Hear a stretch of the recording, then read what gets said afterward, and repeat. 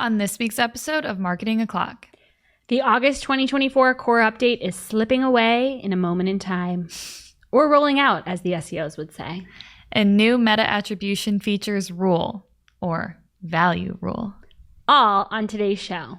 Welcome, you are listening to Marketing O'Clock. Just stay tuned. Digital marketing news, but let's get specific. Digital ads, SEO and analytics, social media and more. Pretty much everything that'll make your website perform. With new shows every Friday. We give you the news with sass and puns and definitely hot takes. Thank you for tuning in. You know what time it is. It's officially Marketing O'Clock. Settle in, sit back, keep it locked. Hey there, I'm Christine Zernheld. AKA Shep. I'm Julia Matier. And it is officially Marketing O'Clock. Here on August 23rd, 2024. Before we get into the news this week, we want to thank Optimizer for sponsoring today's show. The time to prep for Black Friday, Cyber Monday is now. It was yesterday, and all of the e-commerce people listening to the show know that already. And you may be sitting there wondering how you could possibly have time to do everything that you need to do to get ready for the holiday season. But you can streamline campaign management and maximize the value of your conversion with Optimizer's shopping capabilities. Optimizer helps you build shopping campaigns 10 times faster than you could in the Google Ads platform. Wow. That is really fast. I know. There's also a campaign refresher tool that will sync and auto adjust campaigns based on your feed changes. That's going to help you sleep so much easier at night. You can also analyze and manage your feed directly through Optimizer and see Google's price benchmarks for your products right in Optimizer. Plus, you can build automated rules to keep shopping campaigns in shape even when you're away. And what time of year is that more important than Black Friday, Cyber Monday? Never. Like, maybe you could actually eat turkey this year. Like, I feel so bad for the e-commerce people every year. Oh, yeah, I know. And it's ridiculous. This is going to change their lives. Wow. Like, you could actually have Thanksgiving off. Could you imagine? I cannot. Be a new life for them. Optimizer is your co-pilot for PMAX success as well. You can bulk create structure campaigns and auto sync with your merchant feed. So don't wait until it's too late. Supercharge your e-commerce campaigns with Optimizer today. Visit optimizer.com to start your free trial. That is optmyzr.com to start your free trial today. Thank you, Optimizer. Okay, and Julia and I are here. Greg is not, if you haven't noticed. Ladies' night situation. And tables. Yep, tables is here, don't worry. But, you know, on camera, it's a ladies' night situation, which is always just a fun vibe on the show. We're going to have a great time today talking about things that Greg doesn't care about. Something he would care about, naturally, his 1 week off a year. The August core update rolls out. Of course. It's like they knew, you know? Yeah. And you know, I'm not typically the SEO girly. Like, I don't really wear that hat. That hat is not very demure. It's not mindful. Do you think Greg knows about this? No. Like, I've been saying it all week. How I do my makeup for work? Very demure, very mindful. I'm very mindful while I'm at work. So luckily I have been subbing for Greg also on It's New every week. So I've kind of been hearing about the core update from Barry, Crystal, and Morty, which is really appreciated because, again, this isn't my normal thing, but we're going to get through this together. So on August 15th, literally Greg's first day out of office, Google Search Central posted on X and said, today we released the August 2024 core update. It continues our work to improve the quality of our search results by showing more content that people find genuinely useful and less content that feels like it was made just to perform well for search. So that sounds like a good thing so far. Right. So Barry Schwartz said in his article for Search Engine Land that this will take a month to roll out. So everybody just relax. And less than 24 hours into the rollout, Google also confirmed that there was a ranking bug. So it was eventually fixed on August 20th, but there was a lot of volatility like from the 15th to the 20th that people weren't sure if it was the core update or the bug, which is just like a really fun time for the SEOs. Perfect. Barry also noted that some sites that were negatively impacted by the September helpful content update are seeing, quote, signs of life. But he said that they have in no way recovered and are nowhere near where they were prior to the September 2023 helpful content update, at least yet. However, some are showing surges in Google search rankings and visibility, and others are dropping, and some are flat. Like, that's just... You know, like it's times like this you realize why the SEOs say it depends all the time. Oh, yeah. Like everyone's just all over the place. Like, you know, and again, it's still rolling out. So anything that has changed up until this point could reverse. You know, Glenn Gabe always talks about the tremors, his favorite word. Speaking of Glenn Gabe, he said that he's seeing signs of a ranking impact on AI overviews based on the impact of the update. So that kind of makes sense because I guess they are using quality when they're deciding what's going in the AI overview. So if you are negatively impacted by the update, you're probably going to be not in as many AI overviews. The SEOs weren't too mad about that one. Also, make sure you're following along with Glenn Gabe at Glenn Gabe on X. He is posting daily updates for Google Land about what's the latest with the update. And he's like, one of the only reasons I'm treading water this week. Glenn also noted on August 21st that he's seeing some review sites surge that were negatively impacted by previous updates. Again, still rolling out, so who's to say if that's going to last? And he mentioned that a site he's tracking that's using AI content to quickly publish a lot of URLs. He said they have 7.8 million indexed. They were surging since April, but it seems like with this update, Google's catching up to them and they're seeing a drop. I thought that was really interesting too, that maybe it's negatively impacting people who are not using AI in the right way. So again, this is still rolling out. Google said to wait and make sure you're not making any changes until the update is complete. This was something we were talking about on It's New Today. Morty was like really fired up about people making changes based on things that they're seeing early on in the core update, but then Barry was saying, yeah, but this is these people's livelihood, so can't really blame them. So just relax, SEOs. It'll be okay. Another update from the update seems like it seems like thumbnails are back in search. Barry says for the past several months, people have complained that their image thumbnails for their websites were not showing up in the search snippets. And with the release of the August 2024 core update, many small publishers are starting to see their images show up in search results again. So that seems like a good change. And also want to shout out Lily Ray at Lily Ray NYC. As always, she is following the update really closely, and she's following a lot of like different niches and different sites and cool case studies to follow along with. So make sure you're following her if you're interested in this. And luckily for Greg, there are no graphs yet that I've seen. Thank God. On Search Engine Roundtable, graphs or charts. Perfect. So we did not have to do Barry's charts with Shep. Thank God. But he's getting roasted on It's New every day. It's like really tough. Every day they're like, today Morty held up a sign that was like, Greg is dead. Oh, no. This poor man, he really takes one vacation a year. This is rolling out, getting absolutely flamed on It's New every single day. Like everyone's like, Wow. oh, thank God Greg isn't here. Well, he'll be back soon. Yeah. So. Speaking of rest in peace, Julia went to an Avril Lavigne concert last night. Oh, yeah. Or should we say Melissa? Levine concert. Do you have an opinion on the conspiracy theory that it's not the real Avril? Low key, I don't think it is, but I would just deep down love to believe it's her because What's your evidence? I like have none other than like she was like a little calmer than I was expecting. Interesting. Felt more like Melissa behavior. Yeah, that's not the Avril I know. Yeah. And did she have anything to say about the August 2024 core update? She unfortunately did not. Okay, and there you have it, folks. What else is happening, Julia? Up next, Meta expands ad attribution tools. So one of the first new features is conversion value rules. They said that businesses can use this feature to express which audience or conversions they value more or less, which we plan to then use to better optimize their campaigns. For example, an advertiser may determine that certain customer segments have 30% higher lifetime value and are willing to pay more to reach these customers. So this sounds like the conversion value rules that Google Ads has, but they're like, I don't know, certain customer segments. They don't really say like who it is. Meta never gives you enough like information or like anything helpful. So, but I like it in theory. Like if you're not a past purchaser or something, you're worth 30% more. Yeah. We'll see. Would be cool to have. I also feel like most of their articles are so like fluffy and like Jasper's Market, and this one was just like so like straightforward. Do they have a new PR team or something?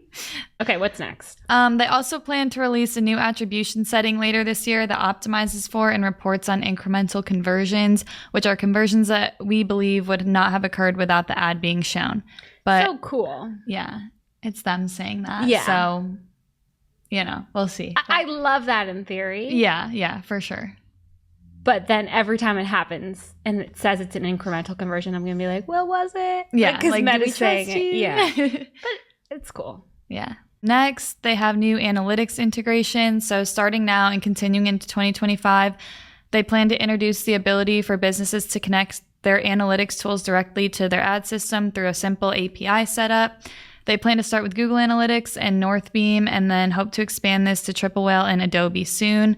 The goal here is that over time, their AI models will be able to use this data to help fine-tune campaign optimizations, which they believe will lead to improvements in the overall value of conversions. This makes me think of when we saw, Yeah, it was like people saw metadata in there. Oh, yeah. In their GA account. Yeah. Yeah, I think that's really cool. Mm-hmm. And then lastly, improved optimizations. They're rolling out changes to ads that take more of the cross-publisher journey into account to help drive more value for businesses.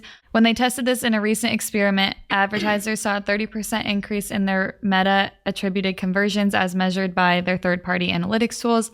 This change is rolling out for campaigns aimed at optimizing for the value of conversions under the sales objective, but will expand to other objectives in the future. But then I wonder, again, that sounds nice, and it's the third-party analytics tools, but is it like the Meta integration with the third-party analytics? You know what I mean? Yeah.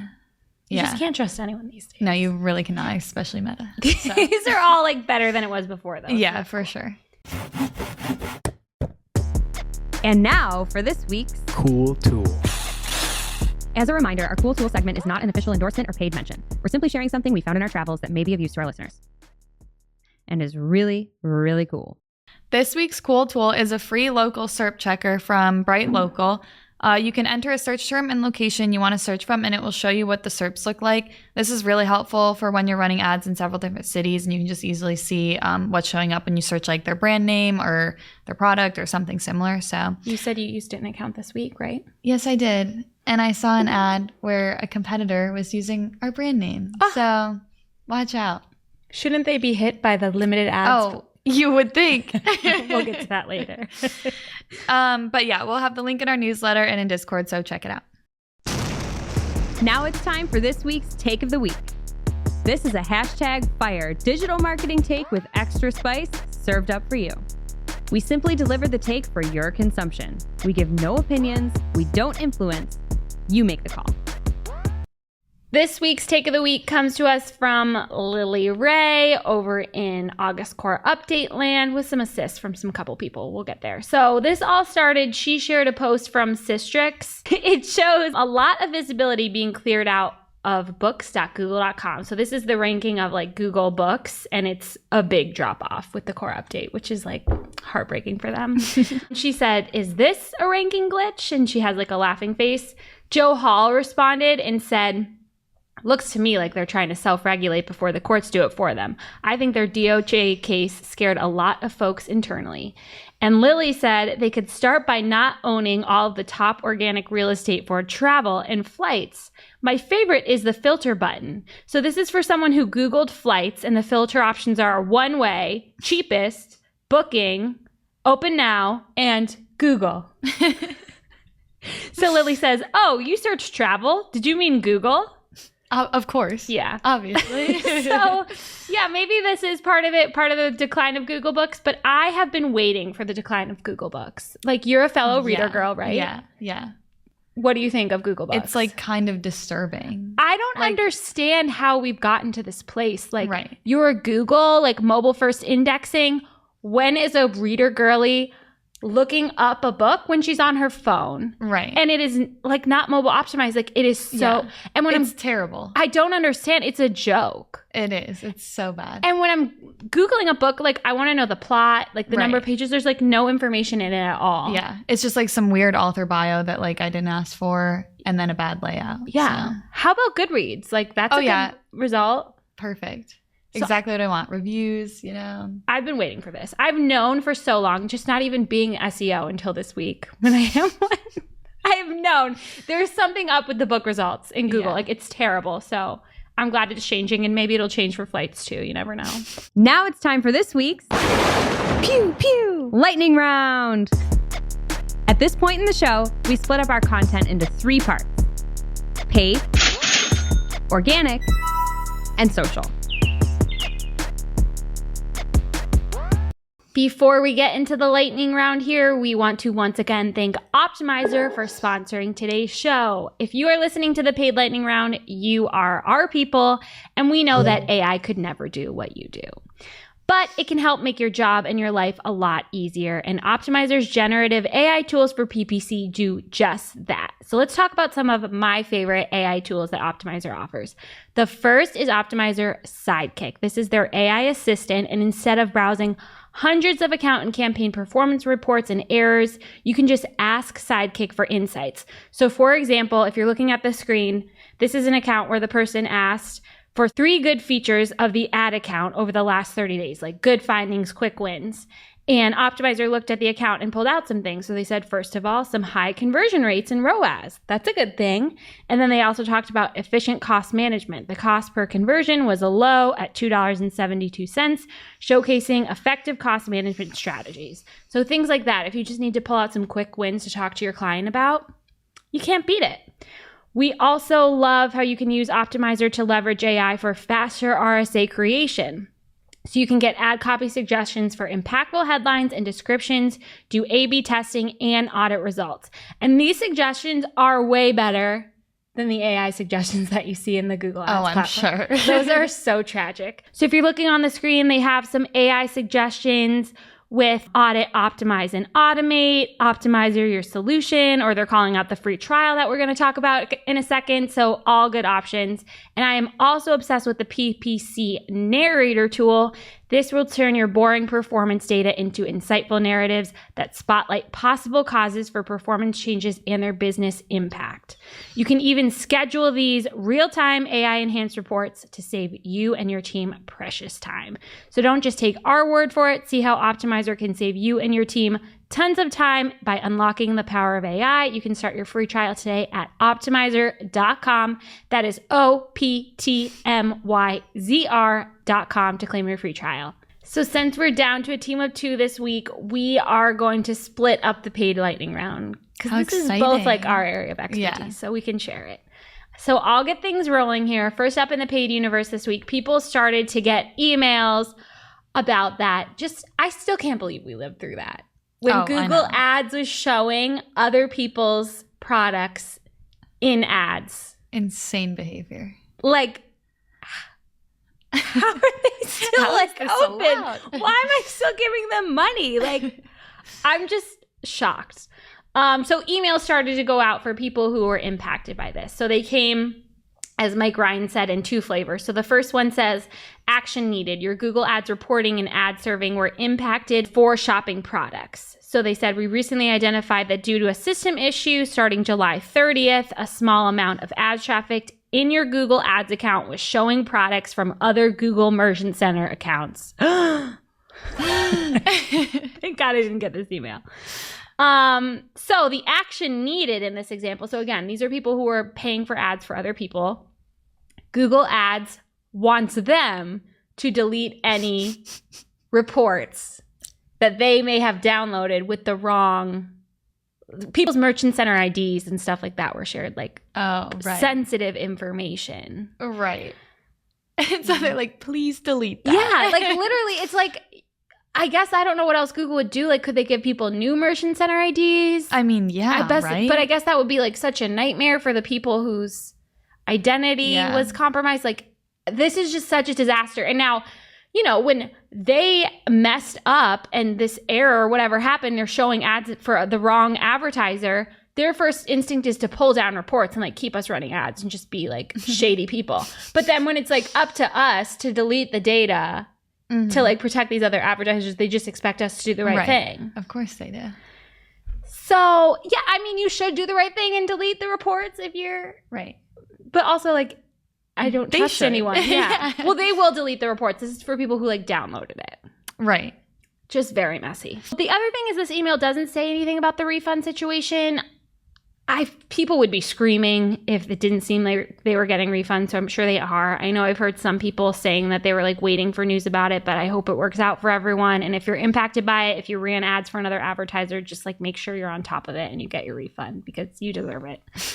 So the next one is for the other side. So your shopping products, serving, and reporting were impacted, and it says we recently identified that due to a system issue, some of the products in your Google Merchant Center account were showing with another advertiser's ads starting on July 30th. And they say what they did to rectify the situation. They fixed the issue. They removed the incorrect data from all affected reports, again, live in the platform, and they instructed advertisers that had the incorrect data to delete any copies of the data.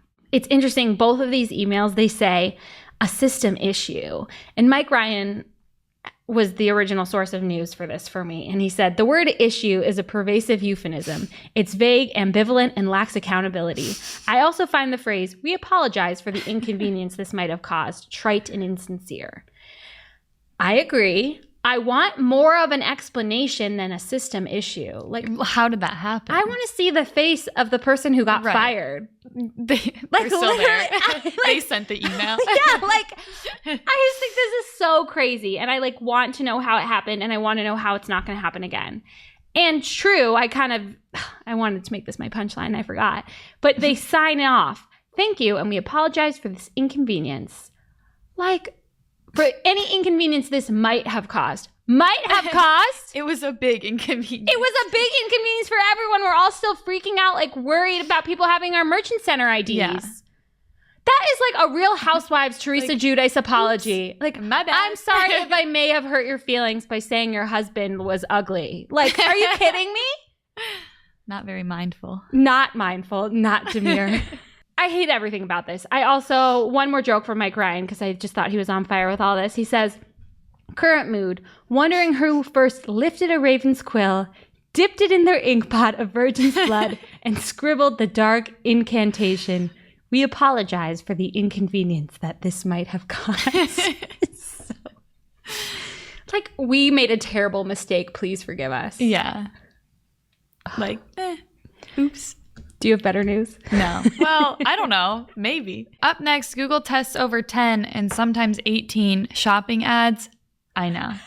In the mobile search interface. In mobile. Yeah. Just scrolling for 3 minutes to get past the shopping ads. This test was spotted by Saad AK, who posted a video of this on X. We talked before about how the sponsored label sticks to the top of the shopping box as you scroll through them all. But the point of this was that there's 10 products and then you can click show more and there's 18, which feels extremely excessive. Yeah. But what do you think? Like, if you're really, like, the example they use is a phone. Like, if you're really looking for a phone, you can't miss it. So, yeah. You know, it literally looks like you're on a retailer's website. Yeah. Like, it looks like I'm on Amazon. Best Buy. Yeah. Best Buy. No, it's crazy. It's interesting. But Ginny Marvin said this is a small experiment exploring different configurations for shopping ads to promote greater discovery. So I would argue it's a very, very large experiment that takes up the entire screen. That takes up my whole phone for an hour at a time. Anthony Hickman shared this week. He said, I was randomly recording YouTube Shorts last night on a different device and saw one of our clients' ads in the wild in Shorts, but it was surrounded by sexual content. Like, come on, Anthony. Then he replied with the actual video. How nice of him to share. Anthony, I'm literally at work. Yeah. Like can you not? I didn't need to. I'm not mindful. Remember the job they hired you for. Be mindful of why they hired you. Not good. If you're running Shorts ads, you should probably be a little careful. Thank you, Anthony. No, thank you. Okay, up next, Google announced the upcoming sunset of Google Ads API version 15, urging developers to migrate to newer versions to maintain uninterrupted API access.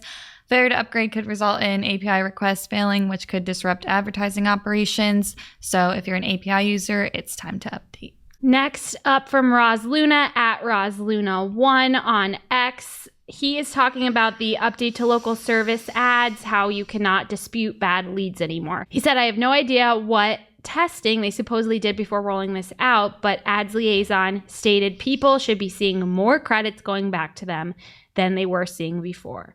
It has been the complete opposite. And he has a screenshot of his account where all of these different leads are coming in and the entire column is just charge. Like they're getting charged for all of them.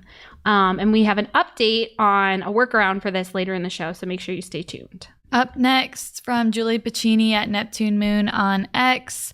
She noted the other day that when creating a display campaign, it now wants video assets and said another mile marker on our way to PMAX being the only campaign type. So, interesting. It's like in the the search or the strength, So I don't know if it's the same as being like, give me a video. Yeah. We'll see. Right. But also like, come on. Leave me alone. It seems like it's going that direction. Yeah. One more update from Julie here. She is really mad at Google this week and they deserve it. She says, wow, Google Ads, this is some BS. And she has a screenshot of setting up seemingly a new search campaign with the network options for Google Search Partners Network, which is of course recommended, and Google Display Network, which is of course recommended. And under both of them, it says most advertisers include their ads on Google Search Partner sites. And then under display, it says, don't miss the opportunity to get additional conversions at a similar or lower cost with just one click. Like, don't. That's insane. If that's true, then most advertisers are like, scram. That is a lie. I don't want to say bad, Greg would. No. Like maybe for branded, okay. I don't think most advertisers are using search partners. And if they are, it's because it's automatically checked and they don't know how to turn it off. Right. And our last update for paid, Menahem Ani shared on X this week an email from Google Ads that one of his accounts was hit by the new limited ad serving policy. The email says Google wants to ensure that the identity of the advertiser the user chooses to engage with is unambiguous. As a result, we may limit access to ad impressions in these scenarios for unqualified advertisers. So they're saying that this account is now an unqualified advertiser. Like what? Based on what? No, well, nothing. So, the email then does list out some ways to make your identity clear, including pinning your domain in the front of the ad title, comply with their advertising policies, don't use other brand names or logos, avoid overly generic copy, avoid promoting products without clear brand identity, and then continuing to build campaigns to accumulate positive user interactions. Why would you have to pin the domain name? Like, isn't it always, it's already on there. Yeah. Just to really, really confirm. That is so dumb. And then it says they will periodically and proactively reassess eligibility as a qualified advertiser. So like no information. Mm-hmm. Just wait. Yeah. Like just wait, hope for the best, we'll get back to you. But yeah, it doesn't give him on any information on why he was flagged for this, how many impressions he'll lose, or when the limit will be removed. And he said in the replies that this is a client that he's been running ads for 10 years. Right. Which is crazy that Google's acting like they don't know who they are. Yeah, they're like, whoa. It makes me so mad. This is just more like work for people to have to do. Yeah, the drama. I cannot. There is also a form to fill out, though, in Google's Help Center if you think you were unfairly hit by this. So that's a shred of hope. Okay, my moment has come. Let's get into the organic news here. So first up, Google has been placing listen buttons in the Google search results in various locations like the Knowledge Panel and local packs. And this week, Barry Schwartz is reporting that AI overviews are getting the listen button too. Wow. Yeah. So lucky them. You know who loves a good listen button? Greg Finn. Because he likes to read things in the car so he can listen to it. So maybe he can, I feel like he's on his way here to he's probably doing this take over the show. Yeah. He's listening to some AI overviews right now. Barry also told us that Google Search is testing a new category of search refinements named You May Also Need. That is so not demure. Not my fault. These refinements show products that may be found in a specific e-commerce store. So this example is another phone one, and it says you may also need a Google Pixel 7. Are you kidding me? I don't Food, also water, need that. shelter. That is such an exaggeration. I may also need resuscitation after the organic lightning round. Google is now testing rounded outlines around some of its search result snippet features. This includes around the snippets in the local pack and also knowledge panels. I think this looks kind of nice. Yeah, I'm a good I'm rounded a fan corner. of round edges, yeah. So I'm noticing being the SEO person this week or organic, sorry. A lot of the news comes from Gog and Gotra. So this came from him sharing on X, and he has an example where it's Elon Musk. And I feel like it looks pretty good with those rounded corners. Oh, yeah. Google is testing a dynamic blue colored background highlighted. So when you scroll through the results and you have your mouse like over a certain result, it'll highlight the background blue. What do you think of that one? I kind of think it's fun. Yeah. I wish you could pick the color. That would be fun. Well, I wonder because you can like change your like mine's pink, you know? Yeah. I wonder if like it would do that because my really thing's cool. pink. Because this is like a normal one. Barry said blue, so. Only blue though? Did he try when his thing's a different color? I don't know. We'll have to ask Barry. I can ask Barry tomorrow. It's we new. need to know. Or can you imagine if it was rainbow? Wow, what a dream. I would love it. So we like this one. Keep it. Oh, and I love this example. Sorry. One of its examples was people also ask, and the question is SEO easy? And I'm here to tell you it's not. Next up, Google Search has a new feature named Mentioned in Key Answers. So this shows you which personalities, entities, etc. within Google's knowledge graph are mentioned in the search results in Google. And this is again from Gog and Gotra. And surprise, surprise, he's Googling Elon Musk. Wow. He's a big fan. So I think he was Googling Elon Musk, and then Mentioned in Key Answers has, what do you know, Elon Musk with rounded corners. Look at that. It looks so nice. And another piece of news from Barry, Google is testing AI overviews for users who are not signed into their Google account. Or actually, this was first, he said testing, and then Google confirmed that this is live. So even if you're in incognito mode, you used to not see AI overviews, and now you can, and I guess you could listen to them too. Google also seems to be testing highlighting review content in search snippets. So it's, again, the blue highlight, but maybe it's whatever color you're locked in, and it is, if it's review content, it'll highlight it in blue. So that looks nice too. This one makes me nervous. This is another story that I found on Search Engine Roundtable. Google is testing a new search feature named Your Related Searches that seems to be pinned to the sidebar of the Google search results. So Barry's answer is, or his example is, he's looking up how to rank on Google, and pinned to the sidebar, it says 3 days ago, he was searching for top search engine. 4 days ago, how to rank higher on Google. And it's everything that was related to that search.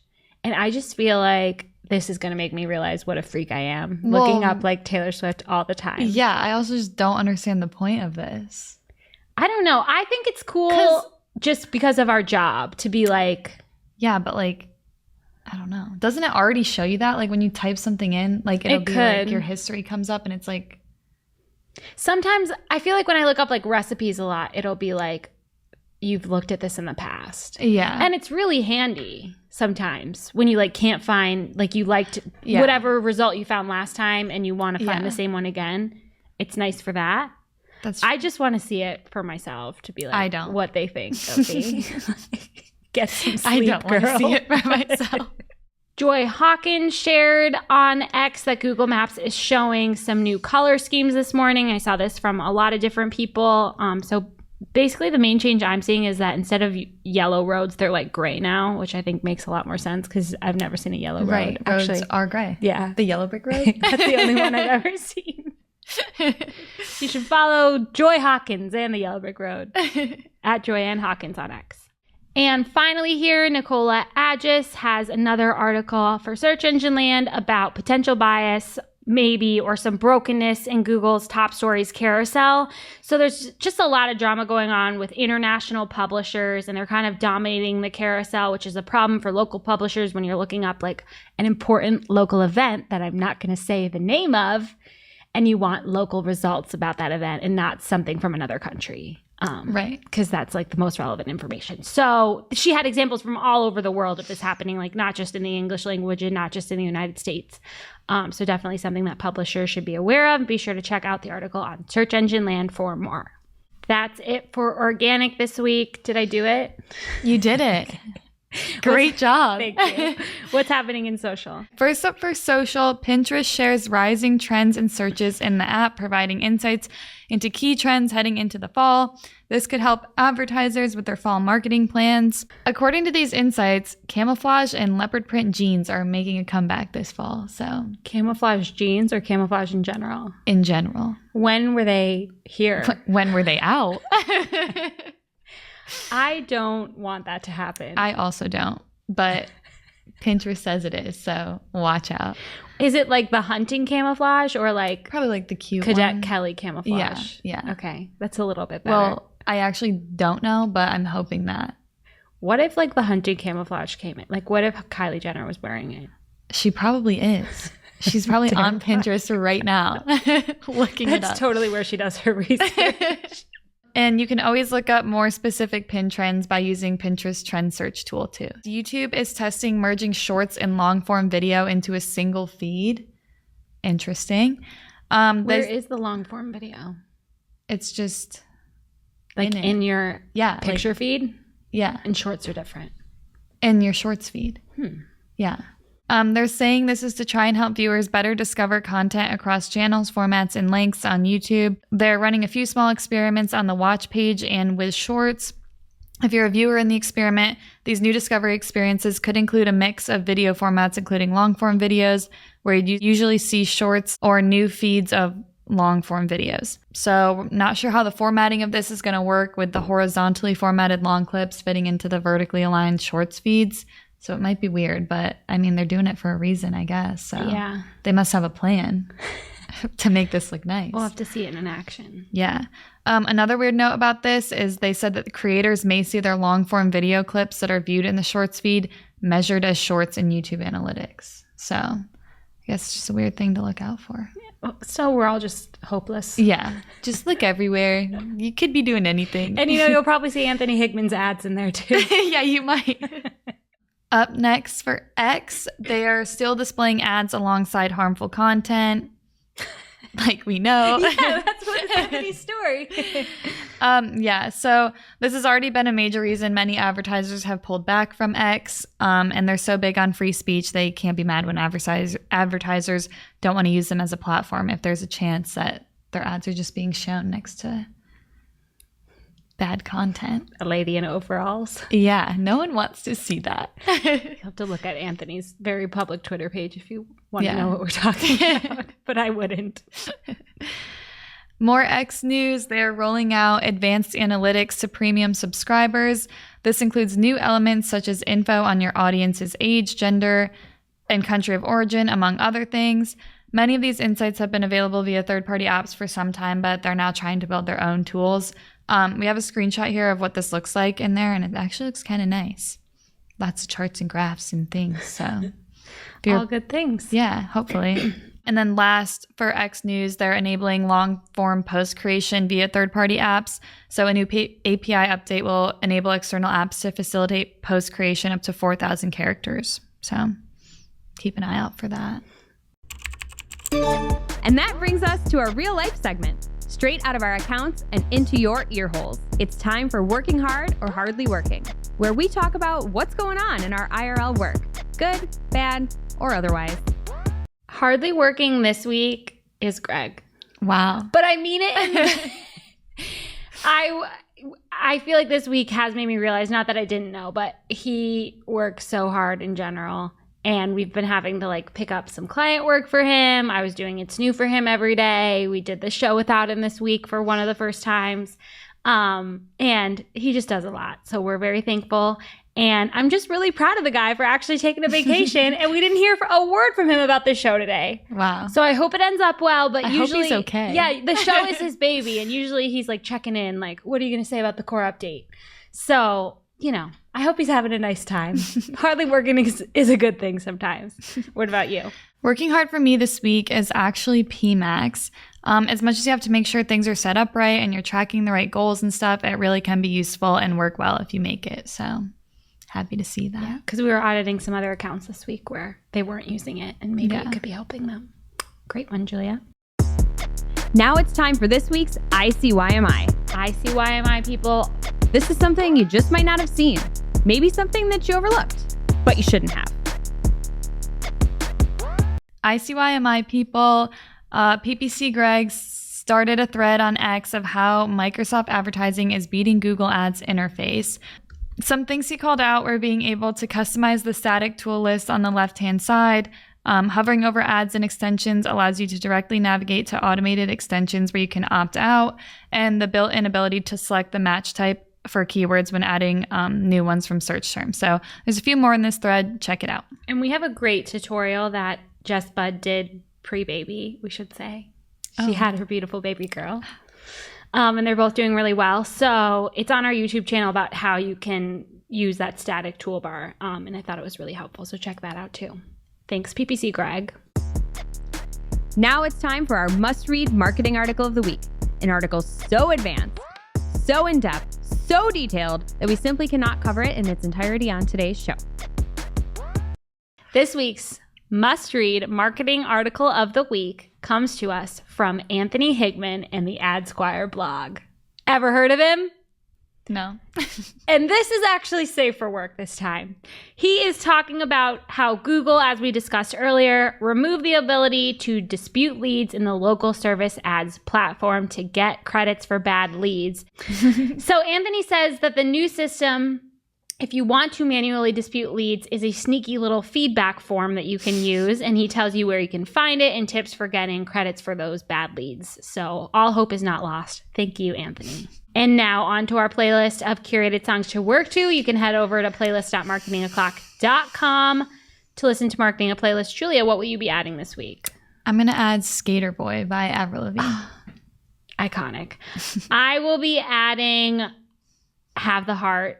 I mean, it's Dolly Parton and Post Malone. I just have to put some respect on its name. All right, that does it for today's show. It's now officially not Marketing O'Clock. Thanks for listening. We miss you already. And we can't wait to see you next week. Thanks for listening to Marketing O'Clock. If you're looking for more information on today's topics, head over to marketingoclock.com/newsletter to receive every single article we covered. We share the news as it breaks in our Discord community. Head over to community.marketingoclock.com to join. Welcome to this week's Shootin' the Heck. We're after our famous Friday news show. We don't talk about marketing anymore. We just shoot the heck. And Greg Finn isn't here, so we're doing whatever we want, which means Swiftie trivia. Julie and I are really in a sad place. We were made fools of again this week when Taylor did not announce Reputation Taylor's version. It's been a hard week. At least by Wednesday when we record this. Yeah. Yeah. So we're going to play trivia. Tabes, do you have some questions for us? I think we're going to start out with first 1 to 4 wins. That could change. But you're not starting from the top, right? Nope, but Those I were am going too to start easy. with a bit of a softball. What is Taylor Swift's favorite number? Julia, 13. That is correct. Wow. Tape's even knew that one. Julia's in the lead, 1-0. Okay. What type of farm did Taylor Swift Chef. grow up on? Okay, you can say it before I start asking. A Christmas tree farm Ding, ding, ding. where the people That would come. is correct. We are tied at 1-1. Okay. What song did Taylor Swift swap out early in the Eras tour for The One instead? Julia, Invisible String. Yes, that is correct. Wow, I had a different guess. 2-1, Julia. This is about to be the biggest upset of the year. So why? Because she broke up with Joe. She didn't want to sing Invisible String anymore. Yeah, probably. Oh, that's such a nice song. Yeah, I didn't I know. sing that.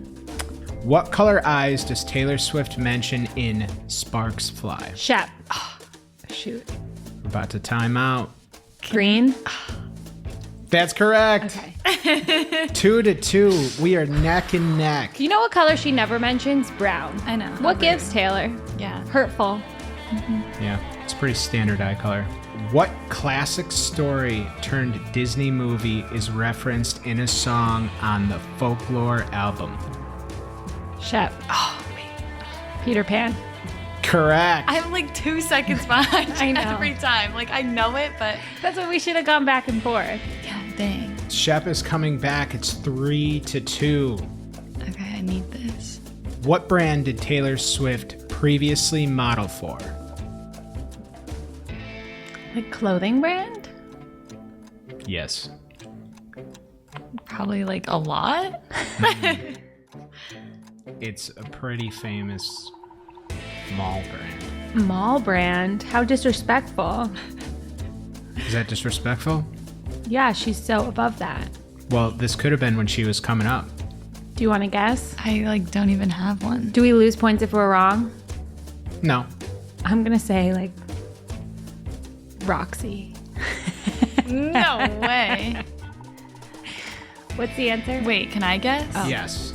I'm gonna guess like American Eagle. Oh, you were so close. Abercrombie. What flavor are Taylor Swift's famous cookies? I know. Do you? Yeah. Just Chai. Yes. Shep wins. I don't know if I should be proud or embarrassed. that was the only one I really had no clue. And the one you got right, I didn't know.